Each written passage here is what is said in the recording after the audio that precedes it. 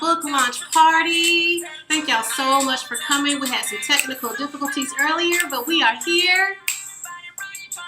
It's a party. What? Hey. All right. Thank you guys so much for joining in for my live book launch party. I am Dr. Sharnetta Colton Poole, your board certified pediatrician and medical communication strategist. So I help busy medical industry professionals communicate more effectively with their target audience through trusted quality content so they can attract their ideal client, increase their sphere of influence, and improve their bottom line. I'm so glad you guys have joined me today. I am thrilled to be coming to you to announce the launch of my brand new book, The 10 Commandments of Communication for Doctors. So if you are a doctor, this book is designed for you. Welcome, welcome, welcome. So before we get into it, I want to talk to you guys today. We'll have a great time at this launch party. I'm going to tell you a little bit about my story, if that's okay with you, why I wrote this book, why I'm passionate about communication and writing, as well as talk to you a little bit about what's in the book so that you can go ahead and pick up your copy, okay? So if you want an autographed copy, you can get that at www.drsharnettasbook.com. That's DRCHARNETTA.com. So if it's okay, I just want to share a little bit about my story with you guys and how I got to this point. So personally, I remember like it was yesterday. It was the 7th grade life science course, and the topic of discussion was the bones of the body. I must have gone home that night and memorized every bone in the body, and it was that night that I knew I wanted to be a physician. So I moved forward. I went to Benjamin Elijah Mays High School, and I was in the Academy of Math and Science and did well in the academy, graduated with honors. But also during my time at Mays, I did a lot of writing. And so one of my teachers actually gave us an assignment weekly. We had to write different poems and short stories on topics that she would give us. And everybody hated this class. They hated writing these poems and short stories. So I wrote everyone's poems and short stories. I probably wrote 30 plus poems and short stories for that class, and I got paid for it. And that was like my first intuition that I really had a love and a knack for writing. So I graduated from Mays High School, and I went to the University of Georgia. Go Dogs! And I did well at the University of Georgia. I was a presidential scholar as well as in the Bina Fuku Honor Society. But during my time there as well, and actually one of the highlights of my time there was my work with Cross Cultures magazine. And so as a freshman in college, I was actually a writer for the magazine and was given the honor of interviewing Charlene Hunter Galt, which was one of the first African-American women to integrate the University of Georgia. So I read her book. I formulated questions. Mind you, I'm like a biology pre-med major. But I read her book. I formulated questions. I called her, did an interview, and the article ran and got so much acclaim about it being well written and just a great article. And I actually won an award for being the most journalistically talented for some of my work with Cross Cultures. I went on to be the co-editor of that magazine during my time at UGA. So I was laser focused on being a physician. I was a biology pre-med major, but I was also equally passionate about writing.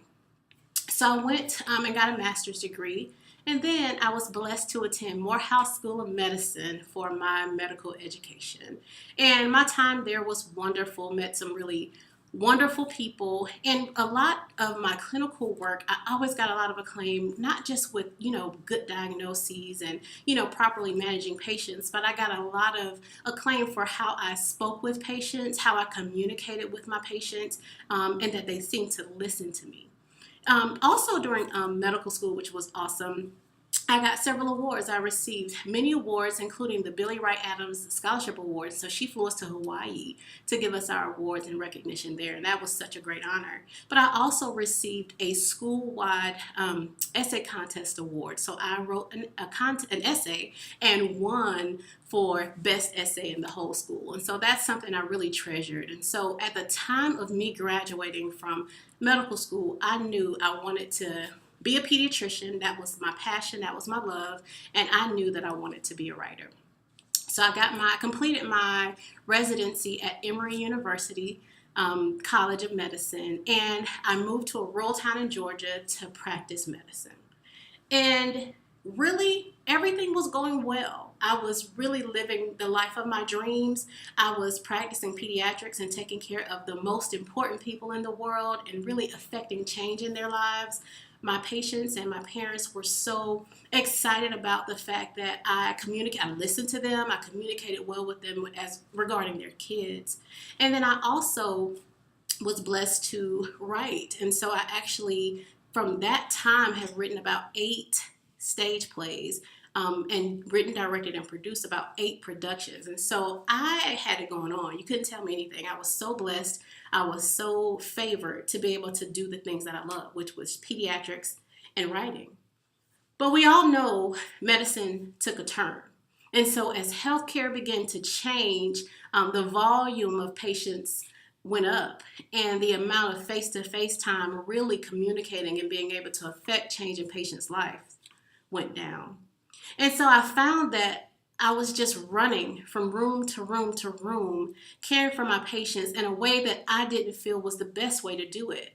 I felt like patients need time with their doctors so that you can develop a trust and rapport, and so that they'll actually listen to you and do what you say. But instead, I was spending the time. I was not sacrificing the time that patients needed, but that meant I was spending hours at night doing the charting and documentation so that the patients wouldn't be negatively affected. And so my life for years was work, work, work, work, work all day, chart, chart, chart, chart, chart all night, and repeat. And so I was really disheartened by the fact that, man, there's just not enough time in the day to get everything done. During that time, when the volume of patients went up, and when I just wasn't able to communicate as effectively as I would have desired to and get my charts done all in the same time, I stopped writing, simply because I just didn't have the time. And so there was a period of years where I didn't write a single word, no plays, no books, no poems, nothing, because I just didn't have time. And I realized I was unhappy, because in order for me to be happy, there's a balance of medicine and writing that I desired in my life. And to make matters worse, during that time, I went to the doctor, routine eye exam. I went to my optometrist, and they saw something when they dilated my eyes. They didn't know what it was, but they sent me to an ophthalmologist. And so I went to the ophthalmologist, and the ophthalmologist, it was something called an optociliary shunt vessel, and he sent me for all these different tests and a full workup. Fine, no problem. So when I followed up with this doctor, he had a couple of medical students with him. And he decided that he wanted to grill them while I was in the room. And he said, "What's the differential diagnosis for an optociliary shunt vessel?" And they were naming things that made no sense and naming all these different things. And he was like, "No, guys, a tumor. You have to think about a tumor." And I was like, a tumor? I was shocked. I was stunned. He never mentioned a tumor to me and never said a word else about it. He just basically left the room. And I remember going to the checkout desk almost in tears, because I felt like that was a very inappropriate way to communicate to a patient that they could have something as significant as a tumor. I realized that things had to change in medicine. I realized that in order for me to be happy, I needed to communicate effectively with my patients, but clearly needed to take the gift that I had of communication and help other physicians communicate more effectively as well. And so that's why I am who I am today. I took some courses and did more work just to be the best that I can be regarding teaching and instructing other doctors how to communicate effectively, as well as helping them communicate offline, clinically, as well as online, as social media becomes a little bit more prevalent, as physicians are disheartened by the fact that they aren't able to kind of do all the things that they would love to do within the 4 walls of the exam room. My goal is to help physicians communicate to the whole world, not just one-on-one. But that's how I aim to do both. So that's my story. I'm so glad you guys listened to my story, because it really is important to have a reason why you do things that you do. Of course, you should have a gift and a passion so that you can walk in your purpose. So I'm so glad that you guys took the time to listen to my story. So the name of my book, as you can see behind me, is The 10 Commandments of Communication for Doctors. And so it's an easy guide to help doctors effectively communicate online and offline. So communicate with their target audience. And that's what the book is about. If you want to get an autographed copy, again, you can go to www.drsharnettasbook.com, and that's www.drcharnetta. So I want to take a moment, if it's okay with you guys, to just read the dedication from the book, because truly it's been a labor of love. There have been so many people who have helped me along the way, which I'll give some thank yous a little bit later. But I want to read the dedication to you guys, if that's okay. And before I go into the dedication, just want to make sure that you guys are ready for that. Who is this book for? So obviously this book is for any doctor, any physician that takes care of patients, not only clinically, but that is interested in expanding their reach beyond the four walls of the hospital. So any physician. Medical students could benefit greatly from this book.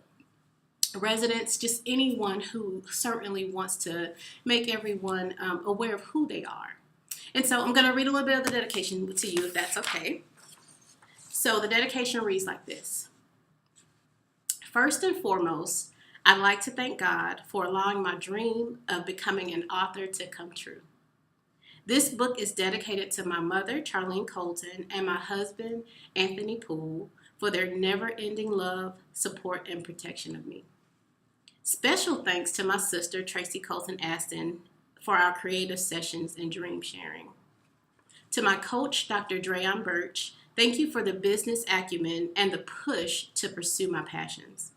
And to a host of family, friends, colleagues, patients, and their parents, you have shaped me, inspired me, encouraged me, and taught me. And for that, this book is for you. So that's my dedication, and I got through it without shedding a single tear. So I'm just so excited that you guys have joined me for the launch of my new book. I am so thankful to be able to share this book with the world. And again, if you would like a copy, you can get it at www.drcharnettasbook.com. And so as I was saying and mentioned above, communicating and writing is my thing. It's my passion. And so my mission is to help doctors communicate not only in the clinical area so that they can attract more clients, but also online so that they can attract a community of people and serve that community. But communication is really way more important than a lot of people think. So when you really think about it, and there's research and data that supports this, the number one reason that physicians are sued is due to poor communication. Not about the knowledge base. It's not about poor management. It's about communication, or the perception of poor communication on the patient's behalf. So think about that. You could be an amazing clinician with a poor bedside manner. And that's perceived as poor communication, and that patient may not ever see you again, or perhaps may sue you.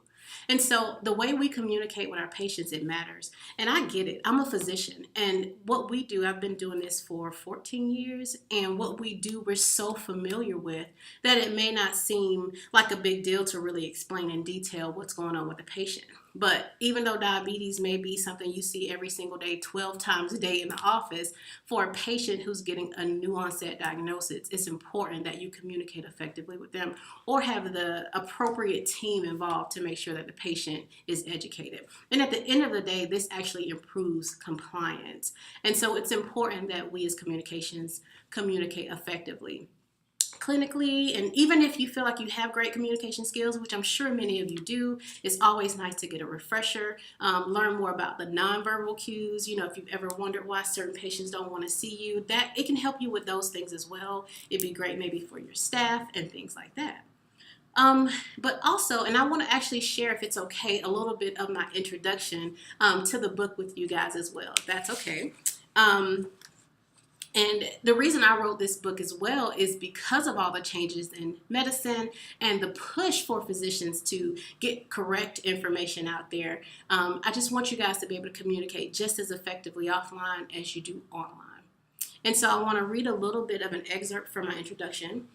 This is not your boring book on communication. So it's written so easy, 10 commandments that you could really adapt and follow that will take you to the top tier and allow you to be an excellent communicator. So I'm going to read a little bit from the introduction. We spend years attaining all of the anatomical, physiological, biochemical knowledge and skill to care for the simplest to the most complex conditions. And we all know that sometimes the simplest condition is not as simple as you think. We are a wealth of knowledge, and quite honestly, we make the practice of medicine look easy.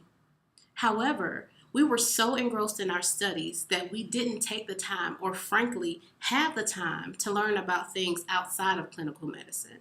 Important things like business acumen, legalities of medicine, effective medical communication, self-care, or online medicine in this millennial age. Now, there is so much misinformation and minutia on the internet that it's important for the public to hear the truth from a reliable source. That reliable source is you.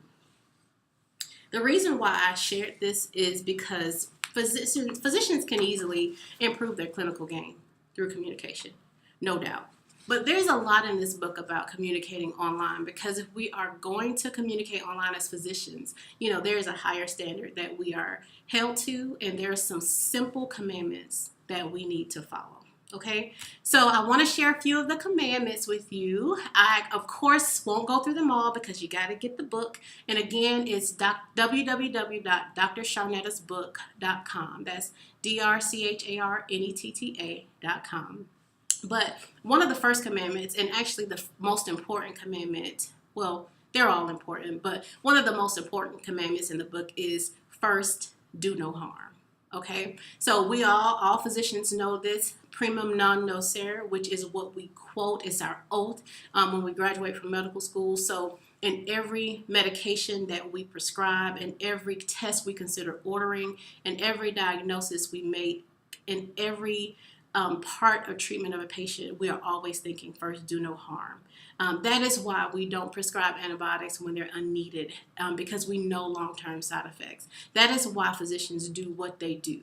It's because we don't want to harm our patients. So clinically, we're very much so aware of that. But the same is true for online communication as well. First, do no harm. So what do I mean by that? We really can't give misinformation or break the trust that our patients have. There's enough, false news on the internet from people who don't have medical degrees. And so we have to be very careful that we don't do any harm or add any harm to the internet, and we put trusted, true advice and things like that online. So this chapter, the commandment about first doing no harm, actually talks about the patient privacy. It talks a little bit about medical advice. I'm flipping through. Befriending patients online, whether to befriend or not, disclaimers, doctor-patient relationships, conflicts of interest, and the do's and don'ts of online safety. So it's so important that when you decide that there is an audience that you want to reach that expands beyond the clinical walls, that you first do no harm. And so you got to get this book so you can read about it so that you can be the best, your best online. Okay, so that's just one of the commandments. I'll share another commandment with you guys. Let's see which one. Oh, this is one of my favorites as well. This commandment is guard your reputation and handle conflict like a boss. Okay, not like a little boss, but like a boss. So we got to guard our reputations. We went to school for a very long time, and the last thing we need is for somebody to kind of tear that all down. And we need to learn how to handle conflict like a boss, not just clinically, because that's important as well, but also online. And so in the clinical setting, things can go wrong. Emotions can be involved. We are all very different people. Matter of fact, I want to read a little bit of excerpt from the book that talks about this. So conflict will certainly arise, both offline and online. We are all different people with different core beliefs, knowledge, skill sets, and opinions. The goal is to utilize these differences to enhance versus tearing down. Our differences allow us to offer a variety of knowledge and skills to achieve the desired outcome. So it's important that in the clinical setting, we take deep breaths, we step away if we feel like there's something that is brewing that will be negative, whether it be between you and a patient or between you and your staff. The biggest thing I always tell physicians is documentation is very important, because a lot of physicians are employed by hospitals, and you want to just make sure things are documented and handled appropriately. And it always goes without saying, physicians again are held to a higher standard, so always be the bigger person, because that's what's expected of us. But online, there are some things that the book talks about as well, as far as how to guard your reputation, as well as how to handle conflict. Conflict will certainly come. There are many people, especially online, with keyboard courage, and they will give you negative reviews if you do something that they don't like, and they will say negative and very hurtful and harmful things if you talk about something that they don't like. But this is where you really have to know who you are. You have to know your purpose and your brand, and you have to know what values that you have. So if there is a controversial topic that you are very passionate about and you don't mind the backlash that comes with it, by all means, stand strong on those values that you have. If it's not worth your time, if it's not something you're super passionate about, it may not be worth the backlash that may come from you talking about a certain controversial topic. But you have to know what you believe. And so it's super important to do some soul searching and make sure that what you think before you post. Everything that you put online is just there forever. And so if you're going to discuss controversial topics, then there's certain rules that you have to follow. So certainly the book talks about that. It also talks about business pages and blocking and reporting and things like that. So the commandment to kind of guard your reputation, I hold it close to my heart. So you guard that, and you handle conflict like a boss, because physicians, we are held to a higher standard. Okay. So one of the other commandments, before I go into another commandment that I'll share with you, be sure to pick up a copy of the book. It's www.drsharnettasbook.com, The 10 Commandments of Communication for Doctors. So it's an easy guide to help doctors effectively communicate. I'm so glad you guys have joined. We are nearing the end of this video, so hang in there, because I will be giving away a prize at the end, because I promised that to my people who RSVP'd. So we'll give away a prize shortly. So I want to share this last commandment with you. And it's really about it's something that's close to my heart as well, which is provide quality content online. There's really no need to be online and trying to make a difference in a specific community of people if you're not providing quality. Now, if it's just your personal page and you want to show pictures of you doing whatever, that's fine. But if you're going to be talking to a certain community of patients and really trying to serve that community, you need to provide quality content. And so this commandment talks about building a successful online presence, the types of content that there are, how to keep things interesting, engagement, accuracy, repurposing, consistency, things like that. And so it's very important that you provide quality content online. So I've given you a sneak peek, 3 of the commandments in the book. The book goes over more than just the 10 commandments as well. So it talks about the basics of medical communication, some information on social media and things like that. So grab your copy now, okay? www.drsharnettasbook.com, okay? So thank you so much for allowing me to share some of these commandments with you. I want to invite you guys to what may be next for you. So if you are a physician that desires improved communication, whether it be offline or online, you have got to join my challenge, okay? So my challenge is going to be a 5-day challenge, so you'll get very small homework assignments every morning. It'll be thought-provoking, it'll be pretty fun, and then we'll get together live, if there's no technical difficulties, every single night, and we'll go over those homework assignments. And so if you want to join my live challenge, I think it can really help you. And it's all about creating medical content that captivates, okay? So that's going to be my challenge. We're going to start the challenge on March the 25th, okay? So we got about a week and a half before the challenge starts, and you'll be, just follow my page at Sharnetta Colton Poole on Facebook, and you will get much more information about how to sign up for the challenge and things like that. If you are very much so interested in all the things that I've been discussing and talking about, then go to www.medicalcontentsuite.com. That's MEDICAL DrICALContentsUite.com, and you can join my private group where we talk about all sorts of things relating to medical communication and content. Okay, again, it's www.medicalcontentsuite.com. Okay, so again, I'm so glad you guys have stayed with me. We are nearing the close. If you haven't gotten your copy of this book, you can get it at www.drcharnettasbook.com. That's DRCHARNETTA.com. BOOK.com. Let me do that again. www.drcharnettasbook.com. There we go. So I want to just thank some people before I get out of here and we do the final giveaway. I want to thank, obviously, my husband for setting all this up, and my girl Keisha Poole from Sandersville by way of UGA, my cousin, who actually is phenomenal. She's an author herself. I should make her come and do a plug. We'll do that in a minute. For her new book that just came out, y'all got to go get it. It's called Faith Beats Fear, okay? So certainly I want to thank them. I want to thank Dynast Opulent, who slayed my makeup, and Lakina Hall for all of her support with this day, and Tina Bledsoe also for doing my hair.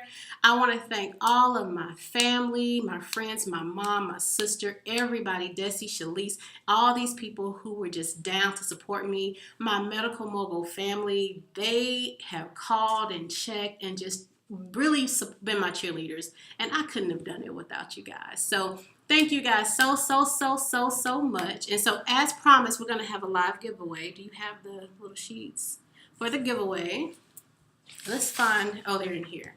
So we're going to do a live giveaway. Keisha's going to pull a name out of the hat, and we're going to do a giveaway. 1 second. The names are right here. So just pick one.